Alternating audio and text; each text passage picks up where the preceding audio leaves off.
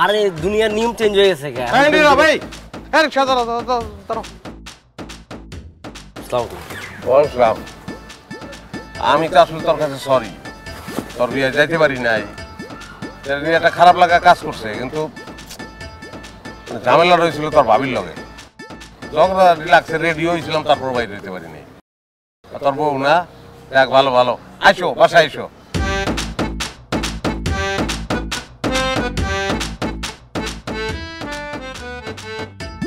কিরে তুই আমগো ফ্যামিলির কথা তোর বউরে কস নাই? এত নিমক হারাম কেমন হইলি রে?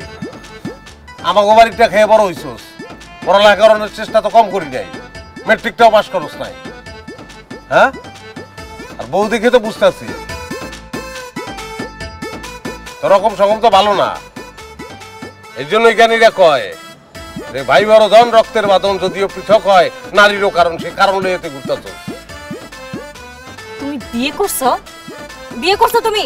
আরে না না, আমি কি এর বিয়ে করছি? আমার বিয়ের করে বয়স হয়েছে আমি। আর ভাই আপনি উল্লাপাল্লা কথা বলছেন কি? আমি লোক চিনি না ভাই, আপনি জানেন? এক চটকার আমার একদম রিক্সা থেকে ফালাই দেবো, তারপর রিক্সা লড়ে দিয়ে পিটাবো তোরে।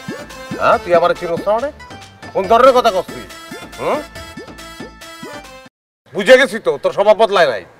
33টা প্রেম করার সময় তুই কান ধরে কইছিস না যে ভাই এই সবার করবো না, তারপরে তুই বউ করে তুই অন্য মেয়ে মানুষ নিয়ে তুই ঘুরে বেড়াস না? তোর বউরে যদি আমি এটা না কই, তুই দাঁড়া, তুই আমার সাথে চিট করছস না? তুই ঘরে বউ রেখে তুই আমার সাথে চিট করছস? তোর খবর আছে, উনি তোর বউরে কি জানাবো? আমি তোর বউরে সবকিছু জানাবো। রাস্তায় প্রচুর মানুষ এলে কোনো কথা কোন যে আমার মানুষ তুই আমার সাথে চিট করছস না?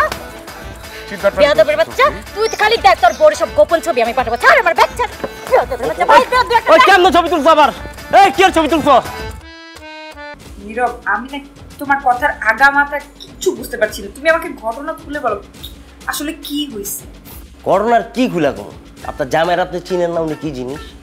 আমি রাস্তা দিয়ে একটা মায়ের লগে যেতেছি রিক্সায় বসা, থাকে না মানুষের এদিক সেদিক ফ্রেন্ড, আমারও একজন ফ্রেন্ড ছিল আর কি।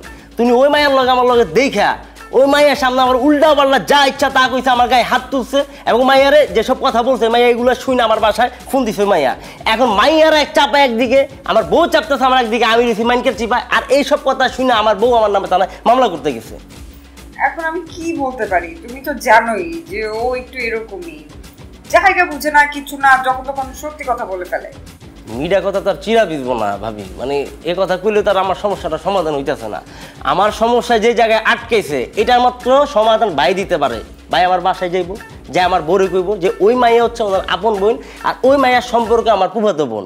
যদি এরকমটা করে তাহলে আমার সংসারটা টিকবো আর কি। কি বললা তুমি? ও মিথ্যা বলবে? তুমি পাগল হয়ে গেছো? দুনিয়া উল্টায় গেল, তোমার ভাইয়া কোনোদিন মিথ্যা কথা বলবে না। উনি যদি মিথ্যা কথা না কয় তাহলে আমার সংসারটা ভেঙে যাবো। আর আমার সংসার যদি ভাঙা যায় ভাবি, আমি কিন্তু আপনাকে কাউরে শান্তি থাকতে দিব না। দরকার পড়লে পুরো এলাকার মধ্যে ওনার নামে লিফলেট লাগায় ওনার নামে মিথ্যা কথা আমি ছড়াবো, এবং এমন ভাবে মিথ্যা কথা কমো যেমন মানুষের নির্দায়িত্ব এসে ওনারা কান ধরে জেলে ভিতরে ঢুকাই দেয়। আমি কয়ে দিছি জিনিসটা মাথা রেখে। আরে